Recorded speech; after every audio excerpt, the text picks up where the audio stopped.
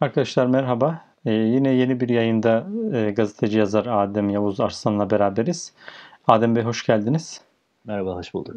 Şimdi bugün 15 Temmuz gecesi yani 2 yıl önce 15 Temmuz gecesi darbe gecesi ilginç olaylardan birisi olan o gece değişik yerlerdeki düğün merasimlerinde yani bütün askeri kadroların katıldığı düğün merasimlerinden bahsedeceğiz.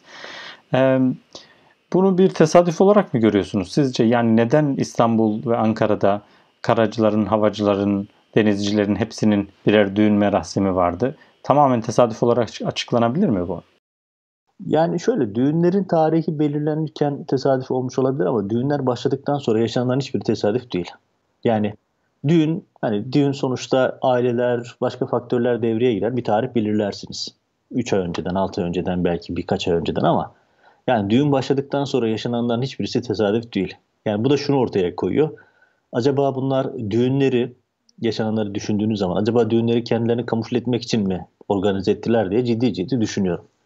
Yani çünkü hani biz düğüne gitmiştik, düğündeydik deyip kendilerini kamufle etmek, kendilerini bir bakıma olayların dışında tutmak niyetinde olan bir takım komutanların varlığı gibi bir soru işaretini beraberinde getiriyor. Detaylara girdiğimiz zaman zaten sanıyorum izleyicilerde de bu yönde bir soru işareti oluşacak. Çünkü yaşananların hiçbirisi normal değil. Yani aşama aşama anlatacağım şimdi onları. Yani yani şunu özetle şöyle söyleyeyim. Hani düğünleri belirlerken ki Mehmet Şanvert e, dönemin düğünün ev sahibi, İstanbul'daki o meşhur modadaki düğünün ev sahibi. O dönemin hava kuvvetlerinin iki numaralı ismi. Yani Türkiye Hava Kuvvetleri Komutanlığı'nın e, iki numaralı ismi. Yani bütün muharip unsurlar ona bağlıydı. Mehmet Şanvert, Korgeneral. Onun mesela kitabı çıktı 15 Temmuz'la ilgili. O kitapta da işte düğünü nasıl belirlediklerini falan anlatıyor. Hani tamam, bu senaryonun doğru olduğunu varsayalım. Aileler bir araya geldiler, belirlediler bu tarihi. Düğün başladıktan sonra yaşananların hiçbirisi normal değil. Onları açık. Önce kaç tane ve nerelerde düğünler olduğunu bir şey yapsak, hiç takip etmeyen izleyicilerimiz için. Birkaç cümle şunu söyleyeyim. Önce 3 tane düğün var o akşam ilginç bir şekilde ama önce mesela şunu söylemem lazım. Neden biz 15 Temmuz'la ilgili bu soruları tekrar soruyoruz? Çünkü sorular bugüne kadar cevaplanmadı. Yani 2 yıl geçti. Yüzlerce insan hayatını kaybetti. 250 insan o akşam hayatını kaybetti. Yüz küsür insan cezaevlerinde kötü muamele hayatını kaybetti. Binlerce insan yaralandı. Ülkede rejim değişti. Yüz binlerce insan şu anda bu sürecin mağduru. Cezaevinde, sürgünde, işini, aşını kaybetmiş, aileler bölünmüş. En önemlisi Türkiye'de rejim değişti. Bakın, yani şu an Türkiye'de yaşananlara bakarsanız aslına bakılırsa Erdoğan'ın o 15 Temmuz gecesi o ilk yaptığı açıklama var ya, bunlar Allah'ın lütfu dediği açıklama. Hani yan tarafında Berat Albayrak tebessüm ediyordu. Bunlar Allah'ın lütfu dediği olay. Neden öyle dediğini anlıyorsunuz. Yani 15 Temmuz'u planlayan, kurgulayanlar her kimse, kim oldukları az çok tahmin edilebilir. Her kimse 15 Temmuz'dan sonra yaşananlara baktığınızda aslında bu planın hangi amaca yönelik hazırlandığını görmek mümkün. Elinizde somut bilgi olmasa bile yaşananlara bakarak görebilirsiniz. Hani 2 yıl sonra bizim bu konuları tekrar gündeme getiriyor olmamızın, bunlar üzerinde kafa yoruyor olmamızın nedeni şu. Sorular ortada duruyor. Yani 15 Temmuz'u kim yaptı, nasıl yaptı? Hani zihin konforunuzu bozmak istemeyenler için cevap çok basit. Hani bunun cemaat darbesiydi, oldu bitti. Peki zihin konforunuzu bozup biraz düşünmeye başladığınız zaman, biraz soru sormaya başladığınız zaman karşınıza başka bir tablo çıkıyor. Yani şöyle en basitinden şunu diyorsunuz. En basit anlamda soru sormaya başladığınız zaman ya bize anlatılan senaryo doğru olmayabilir mi demeye başlıyorsunuz. Çünkü yani her şeyi, bak birazdan konuşacağız, detaylara gireceğim. Yani Türkiye Cumhuriyeti ordusunun, NATO'nun en büyük ikinci ordusunun komuta kademesi düğünde, tamamı düğünde. Yani o anda Türkiye'ye mesela bir yerden bir saldırı olsa gitti yani Türkiye. 22 General Hava Kuvvetleri Komutanı ile birlikte 22 general bir düğünde ve bir grup asker geliyor, hepsini derdest ediyor. Yani bakın, hani Genelkurmay'ı daha önce anlatmıştım. 33 tane asker geliyor, Genelkurmay Başkanı ve ikinci başkanı ve komutanları alıp götürüyor. Ya bunun gibi tuhaflıklar zinciri. Şimdi normalde yani darbe ihbarı alınmış, dediğim gibi birazdan saat saat detay detay vereceğim. Darbe ihbarı alındıktan 6 saat sonra bu insanlar gözaltına alınıyor. Yani darbe ihbarı alındıktan sonra halay çekmeye devam eden bir komuta kademesinden bahsediyoruz.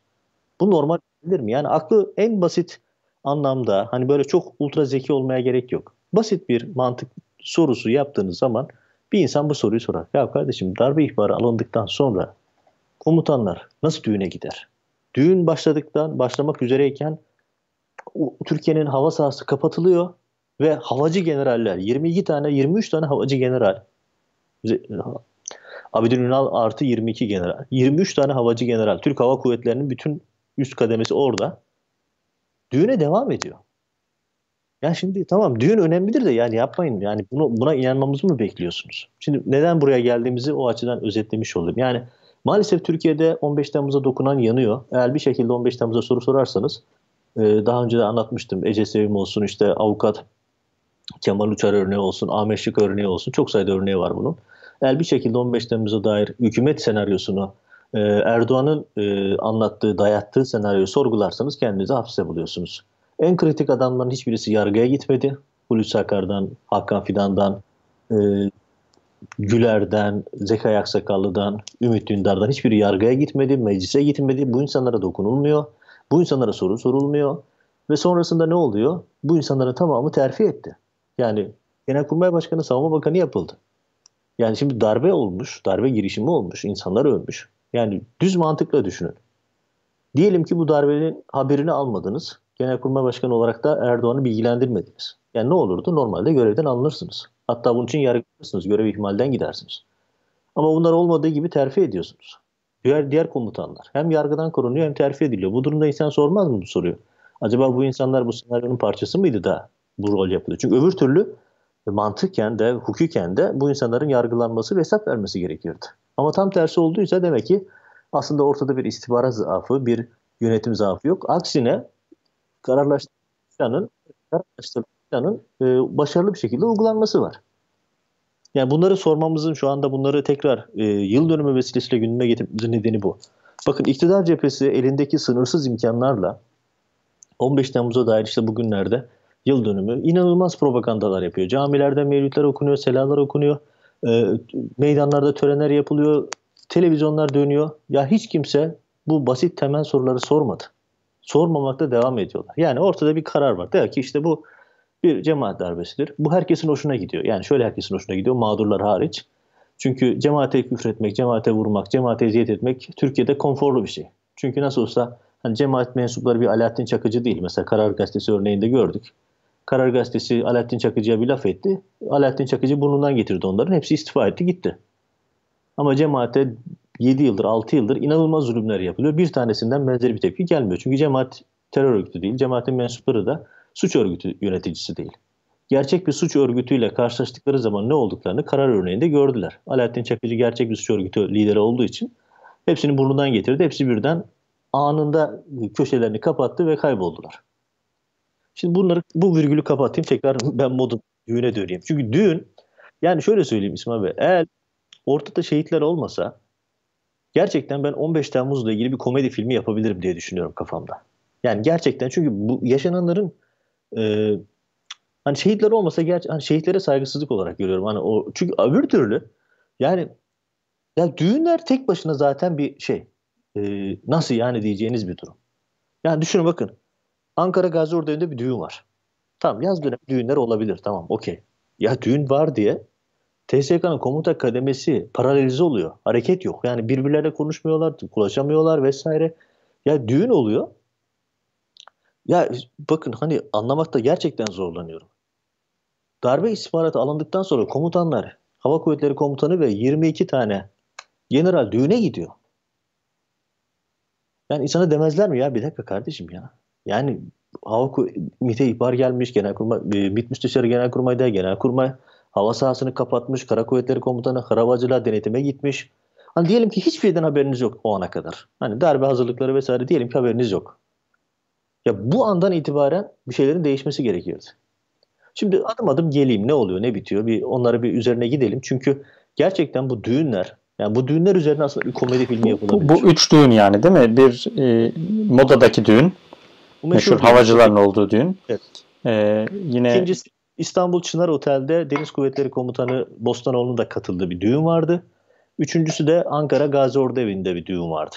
Orada da Jandarma Genel Komutanı ve Özel Kuvvetler Komutanı vardı. Yani komuta yani kademesinde Hulusi Akar ve Kara Kuvvetleri Komutanı dışındaki herkes düğünlerdeymiş. hı, özetle öyle. Bu aslında biraz da böyle şey gibi duruyor. Yani e, o gece aslında bütün komuta kademeleri birbirleriyle bir arada toplantı yapabilecek de bir durumdalar. Yani hani havacılar, karacılar 20 general 20 generale ulaşamıyor ama o 20 generalin hepsi aynı yerde. Yani birisine bir haber gelse hepsinin haberi olması da mümkün yani. Bir bakma öyle de. Öyle bir taraftan da şöyle bir şey var. Yani hani hep aynı örneği veriyorum ama bu önemli olduğu için söylüyorum. Gömleğin ilk düğmesini nasıl bağlarsanız arkası öyle gidiyor. Şimdi gömleğin ilk düğmesini eğer bu bir darbe planı diye bağlarsanız gömleğin bütün düğmelerini birleştiremiyorsunuz. Çünkü her şey absürt. Ama gömleğin ilk düğmesini bu kontrollü, planlı bir istihbarat operasyonu diye bağlarsanız arkası tam oturuyor. Yani çünkü ancak başka türlü şeye gelmiyor. Yani fit olmuyor için neden? Şimdi bakın eğer bu düğünleri ele alalım. Bu düğünler bir paravan, hani bir senaryonun bir parçasıysa tam oturuyor. Yani düğün darbe ihbarını alıyorsunuz, düğüne gidiyorsunuz. Düğün esnasında hava sahasının kapanması uyarısı geliyor. Abidin Ünal diyor ki tamam önemli değil bir şey yok diyor. Detaylara gireceğim şimdi. Saat 23 itibariyle Türkiye'de yani saat 21.30 itibariyle sokaklarda tanklar var. Düğün devam ediyor. Yani 22 tane General Hava Kuvvetleri Komutanı. Ankara'nın üzerinde jetler uçuşuyor ama bizim komutanların hepsi düğünde. Düğün Gelen devam. gelen askerler alkışlarla karşılanıyor mesela Yani modada. saat 23.50'de bu insanlar gözaltına alındı. 23.50 bunların gözaltına alınma tarihi, saati. Ya peki 23.10 itibariyle ülkenin başbakanı televizyonlarda darbeden bahsediyor. Ya bir tane generalin bağlı olduğu birim. Diyelim ki bu generaller düğün ortamı hepsi halay çekiyor. Telefonları yanlarında yok diyelim. Ya bir tane emir subayı, askeri, eşi, dostu, ailesi de mi yok? Yani bu insanların yerlerine bıraktıkları vekalet eden komutanları, askerleri, yöneticileri de mi yok? Yani o anda Türkiye'ye bir askeri saldırı olsa, gerçekten Türkiye'ye bir terör saldırısı olsa o anda bittik yani o zaman. Böyle bir şey olamaz. Çünkü yani 6 saat boyunca tepki vermiyorlar. 6 saat sonra bir grup askerin gelip kendilerini sudan, tereyağından kıl çeker gibi gözaltına almaları, hepsini kelepçelemesini görüyoruz. Ve Yani uçuş yasağına rağmen uçaklara bindirip Akıncı'ya ya götürüyorlar Allah filan. yani insan hani Allah akıl fikir vermiş. Bunları sormayacaksanız o beyni niye taşıyorsunuz? Şimdi bakın düğün saat 19'da başlamış. Şimdi kronolojiyle devam edeyim. Bir taraftan notlarıma da bakıyorum. Çünkü yanlış bilgi vermiş olmak istemiyorum. Ee,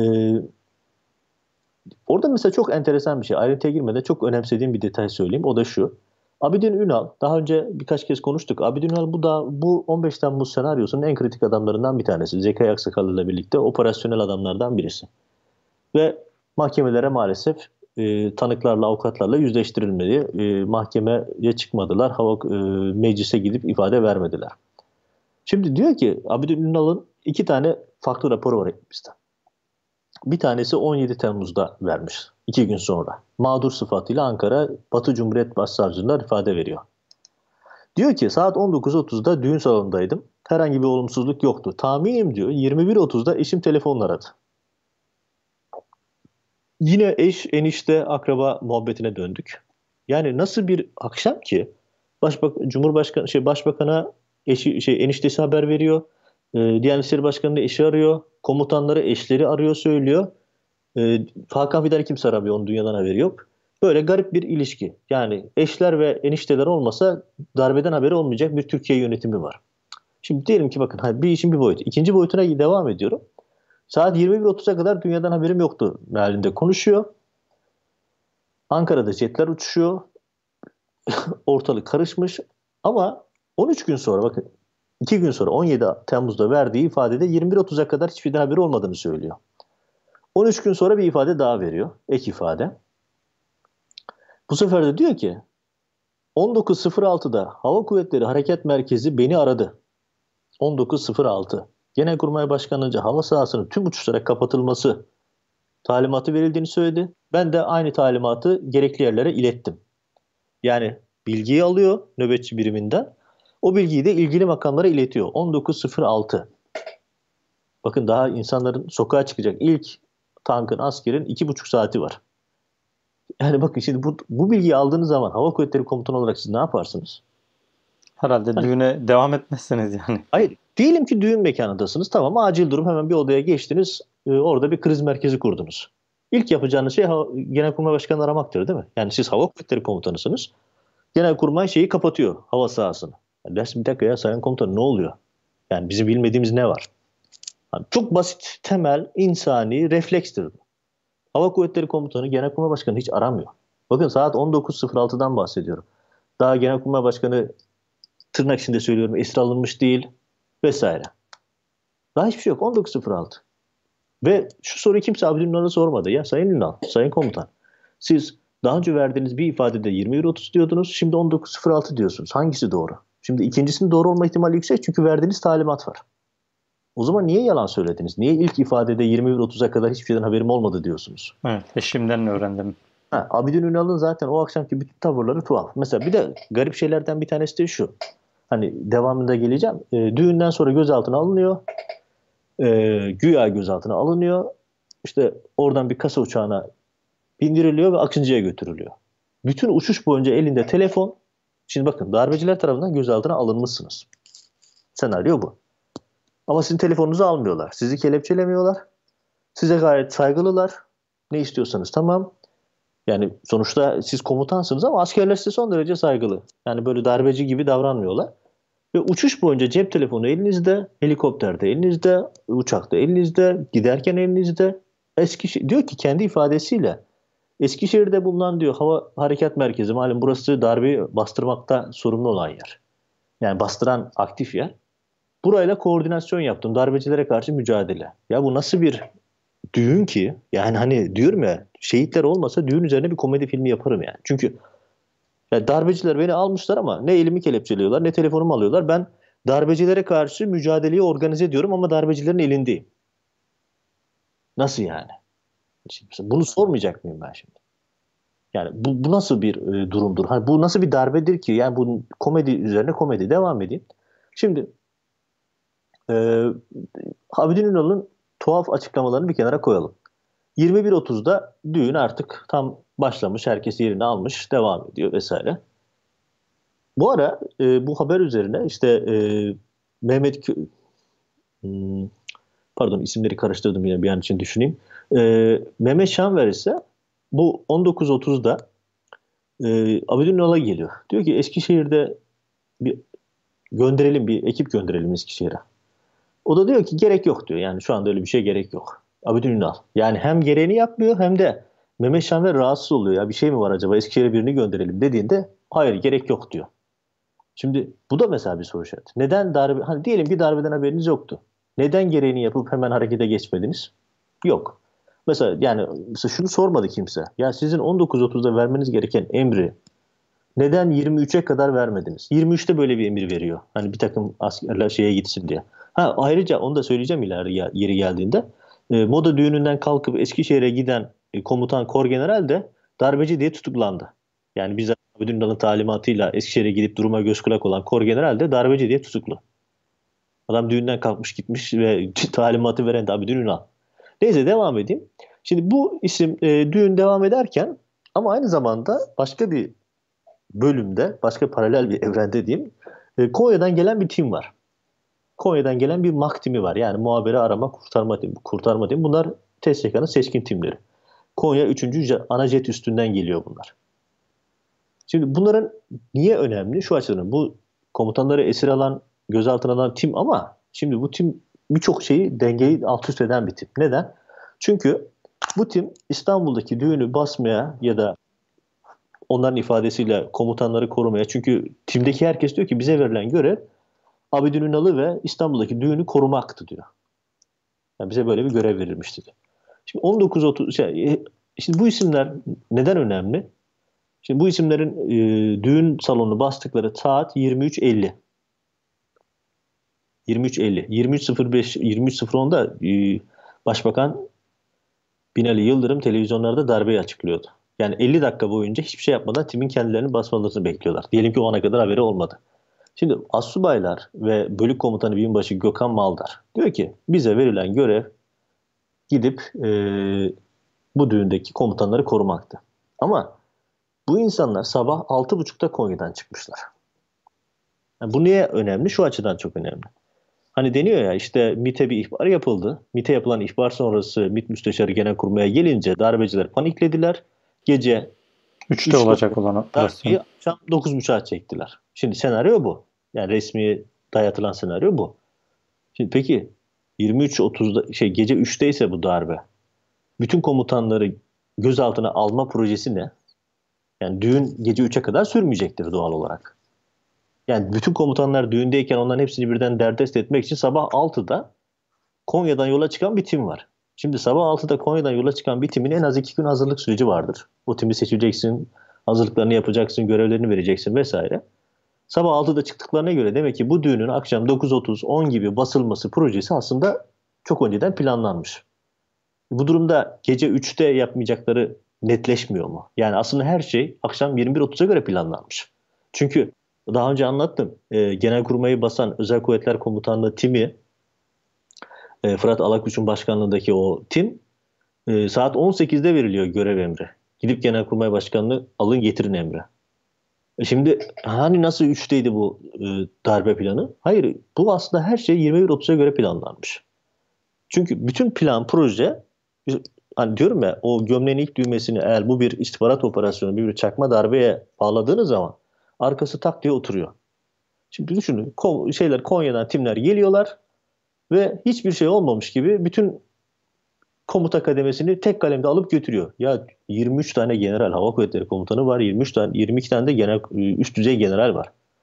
Ve bu insanlarla ilgili koruma yok, bir şey yok. Yani Allah korusun PKK düğünü bassa demek ki facia olacakmış. Ya da başka bir terör örgütü düğünü bassa facia olacak demek. Ama hiçbir şey olmuyor ve komutanlar işte orada kelepçeleniyor, götürülüyor ve hiçbir direniş yok. Hatta onlar salona girdiklerinde alkışlanıyorlar. Yani millet alkışlıyor, cep telefonlarıyla görüntüleri çekiyor falan. Herkesin elinde akıllı telefon var ama hiç kimse nedense ya ülkenin başbakanı televizyona çıktı, darbe açıklaması yaptı demiyor. Herkes hazır bekliyor, böyle gelsinler bizi alsınlar diye beklenen garip bir düğün. Yani böyle tuhaf bir şey. İşte mesela ifadelerde dediğim gibi, mesela Astsubay Ali Murat Karakaş'ın ifadesi var. Diyor ki biz sabah 6.15'te çıktık. Bize yolda Hava Kuvvetleri Komutanı'nı korumaya gidiyoruz. Saat 20'de İstanbul Samandıra'da olacağız dendi diyor. Ayrıca 10'ar tane plastik kelepçe dağıtıldı. Yani sabah 6.15'te yapılmış bu iş. O zaman hani nasıl gece 3'te, hani diyorum ya, hani hükümet senaryosu, o kadar boşluklar var ki. Gece 3'teydi, panikle akşam 9'a çektiler. O zaman bu görevi sabah 6'da kim verdi ya da onları sabah 6'da kim yola çıkarttı? Mesela bu bir soru işareti. Mesela yani bu 15 Temmuz tartışmasındaki en önemli noktalardan bir tanesi. Yani her şey aslına bakılırsa akşam üzeri, yani akşam harekete geçilmeye göre planlamış her şey. Belki her şey değil de en azından yani darbe içerisinde bazı şeyler akşam 8'e 9'a göre planlandı ve öyle icra edildi yani anlaşılan. Yani şimdi Boğaz Köprüsü'ne çıkanlar, Beykoz'da yola çıkan askerler, yani şimdi düşünün, Boğaz Köprüsü'nde çıkan tank ve zırhlı araçlar Maltepe'den geldi. Şimdi İstanbul'u bilenler bilir, Maltepe Boğaz Köprüsü'nün hemen yanı değil. Yani bayağı bir mesafe.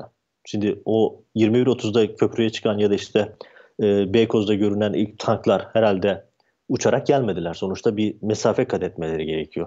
Ama hemen Boğaz'ın kenarında 1. Ordu var. Orada hiçbir hareket yok. Devam edeyim şimdi.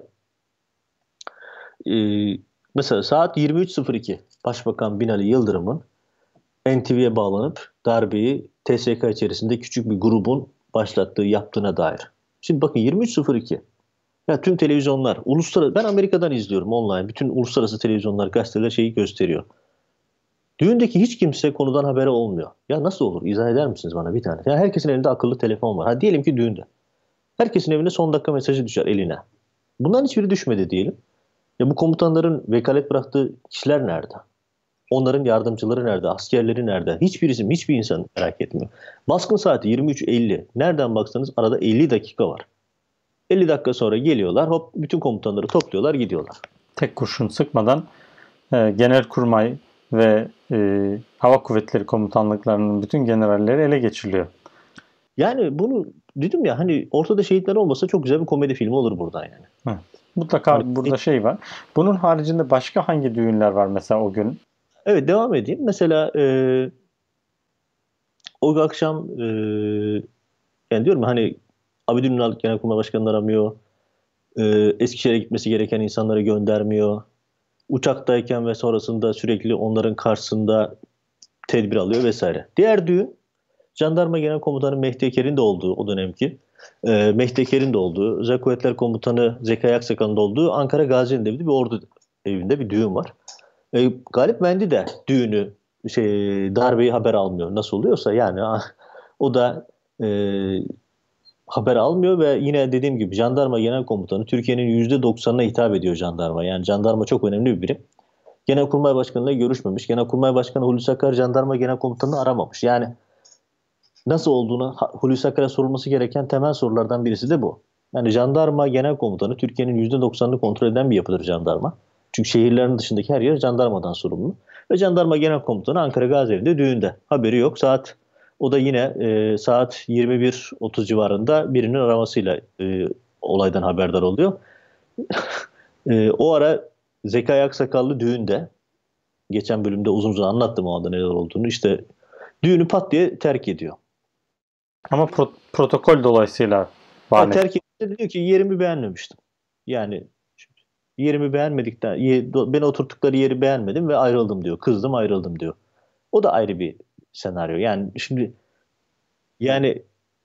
şimdi güya işte o ordu evine gelip Özel Kuvvetler Komutanı'nı kaçıracak olan tim de ne hikmetse tam o anda oradalar. Yani eğer ayrılmasa Özel Kuvvetler Komutanı ayrılmasa belki onu gözaltına alamayacaklar falan. Yani şimdi bunu nasıl inanacaksınız? Şimdi Özel Kuvvetler Komutanısınız. Protokoldeki yerimi beğenmeyince saat 21.30'da düğünden ayrıldım diyor. O da ayrı bir şey. İstanbul'da Çınar Otel'de başka bir düğün var. Orada da Deniz Kuvvetleri Komutanı var. Bostanoğlu. Bostanoğlu'nun yani ona ayrı bir program yapmak gerekir aslında. Çünkü iddiasına göre Bostanoğlu da diyor ki darbeyi ilk olarak 22-23'te öğrendim diyor. Yani bakın Boğaz Köprüsü'ne çıkan askerler, Beykoz'da çıkan tanklar, Ankara'da uçan uçaklar var. Boğaz Deniz Kuvvetleri Komutanı da 22-23'te öğrenmiş. Ve diyor ki o gece Deniz Kuvvetleri Komutanı o gece saklanıyor bir yerde. Nerede olduğunu söylemiyor, ne yaptığını söylemiyor. 9 saat boyunca ortaya çıkmıyor. 9 saat boyunca ortaya çıkmıyor ama elinde telefon var. 140 telefon görüşmesi yapıyor. 140 telefon görüşmesi yapıyor. Ve bu telefon görüşmeleri içerisinde yani Deniz Kuvvetleri'ndeki kumpas öyle böyle bir kumpas değil. Deniz Kuvvetleri'nde e, Bostanoğlu özellikle Ergenekon balyoz sürecinde tanıdığımız komutanlarla yoğun bir temas içerisinde bulunuyor. Bir takım gemiler usulsüz olarak denize açılıyor. Bir takım gemiler usulsüz olarak seyre çıkıyor vesaire. Yani Deniz Kuvvetleri'nde mesela olması gereken adımların hiçbiri yapılmıyor. Aksine e, konuşmaması ya da irtibat kurmaması gereken kişilerle irtibat kurup orada bir kumpas organize ediyorlar ki o bambaşka bir program konusu. Yani Bostanoğlu hikayesi Ona ayrıca bakalım. önce bakmak lazım. Yani çünkü Deniz Kuvvetleri'ndeki kumpas öyle böyle değil. Yani Deniz Kuvvetleri'nde aslına bakılırsa büyük bir facia oradaki birkaç akıllı ve vatansever subayın çalışmasıyla engellenmiş. Çünkü senaryonun bir parçası olarak denize açılan gemilerin geriye dönmesi, dönmezse vurulacağı talimatı veriliyor. Onu başka programda anlatırım. Eğer o anda o talimata uysaydı oradaki bazı komutanlar, subaylar, düşünsenize kendi savaş gemilerini bombalayan bir TSK'dan bahsediyoruz. Bombalama ihtimalinden. Eğer o yapılmış olsaydı o gün Gölcük'te çok daha büyük facialar olacaktı. Onu ayrı bir programda anlatırım. Yani orada başka bir hikaye var. Ama mesela kimse Bülent Bostanoğlu'na ya gel şu 15 Temmuz akşamını detaylı bir konuşalım demiyor. Kendisi bir ifade veriyor. Kendi anlattığı şekliyle ifadeyi söyleyip geçiyor. Ve kimse de ya bir dakika kardeşim, Sayın Komutan siz Deniz Kuvvetleri Komutanısınız. Darbeden 22-23'te nasıl haberiniz olur? Sizin istihbaratınız, komuta kademiniz, karargahınız neredeydi? Diyelim ki bunların hiçbirinden haberiniz olmadı. Düğün ortamı, keyfiniz yerinizdeydi vesaire. 22-23 yani o askerler sokaklarda geziyor ve sizin haberiniz. Ne diyelim ki bunların hepsini makul karşıladık. Bu olay olduktan sonra siz 9 saat boyunca neredeydiniz? Niye Genelkurmay Başkanı'na temasa geçmediniz? Niye diğer komutanlarla temasa geçmediniz? Niye hemen ortaya çıkıp ya bir dakika, biz Deniz Kuvvetleri olarak bu darbede yokuz, karışmıyoruz, karşıyız demediniz. Hani bakın hep aynı şeyi söylüyorum ama çok önemli olduğu için aynı şeyi bir daha söylüyorum. Bir darbeyi önlemek, darbe yapmaktan çok kolaydır. Darbeyi önlemek çok basit bir şeydir. Genelkurmay Başkanı o anda nasıl Başbakan Erdoğan FaceTime'dan televizyona bağlanmışsa herhangi bir iletişim aracıyla WhatsApp'tan oradan buradan ne olursa olsun herhangi bir iletişim aracıyla televizyona bağlanıp o anda o darbeyi bitirebilirdi Genelkurmay Başkanı daha öğleden sonra. Ama yapmadılar. Bütün komutanlar ilginç bir şekilde iletişim kurmuyor. İlginç bir şekilde darbe mücadele etmiyor. Yani şöyle söyleyeyim bu, düğün bahsini bitirirken yani bir tuzak kuruluyor. O tuzağa işte Semih Terzi'nin getirilmesi, Gökhan Sönmez Ateş'in Erdoğan İstanbul'a ulaştıktan sonra Marmaris'e yollanması vesaire bir sürü şey. Tuzak kuruluyor. Aynı zamanda da o tuzağı tetikliyorlar. Tek başına onların gelmesini sağlamıyorlar. Herkes bekliyor. Süreç başlasın biz gereğini yapalım diye. Yani ondan sonra da işte kaybedilen canlar, kaybedilen insanlar vesaire. Tabii sonra değişen rejim ve Allah'ın lütfu oluyor. Yani toparlayacak olursak 15 Temmuz'un bence en büyük tuhaflıklarından birisi o akşamki düğünler. Bunu bana birisi izah etmesi lazım. Yani bu kadar e, darbe ihbarı, her şeyi bir kenara koyun. Darbe ihbarı alındıktan sonra TSK'nın komuta kademesi nasıl düğüne gider sorusuna ben cevap bulamıyorum. Bu plan varsa bana lütfen izah etsin. Ben de ikna olmak istiyorum. Ve bu insanlar emir verdikleri bazı komutanlar da darbeyi durdurdukları halde neden darbeci olarak yargılanıyorlar? Yani o bir ayrı bir programda bu tuhaf tutuklamalar konusuna bu isim Eğilmek geliyor. lazım. Yani Evet. çünkü komutana diyorsunuz ki git Eskişehir'e duruma göz kulak ol, git Akıncılara duruma göz kulak ol, git şuraya duruma göz kulak ol. Adamlar da görev yerlerine gidiyorlar ve darbeci diye tutuklanıyorlar. Ya bunun onlarca örneği var. Evet, maalesef. Çok teşekkür ediyorum. Yani diğer videolar eşliğinde de eğer seyircilerimiz bu videoyu izlerlerse neyi kastettiğinizi çok iyi anlarlar. Yani pek çok ilginç hadise var. Dediğiniz gibi insan düğmeyi doğru yani nasıl baktığıyla ne gördüğü arasında çok ciddi bir fark ortaya çıkıyor. Ya çok başarılı bir istihbarat operasyonuyla karşı karşıya kalmış Türkiye ya da çok saçma, anlaşılmaz, garip askeri teamüllerin, askeri karakterin dışında bir acemice bir darbe teşebbüsü ile muhatap olmuş. Biz bunu tabii araştırmaya, konuşmaya devam edeceğiz. Size teşekkür ediyorum Adem Bey bu düğün meselesini gündeme getirdiğiniz için. Bir başka videoda yine başka bir konuyu tek tek ele alarak bu konuda mümkün mertebe elimizden geldiğince sorulması gereken soruları soracağız. Yayına katıldığınız için teşekkür ediyorum. İyi günler. Kolay gelsin.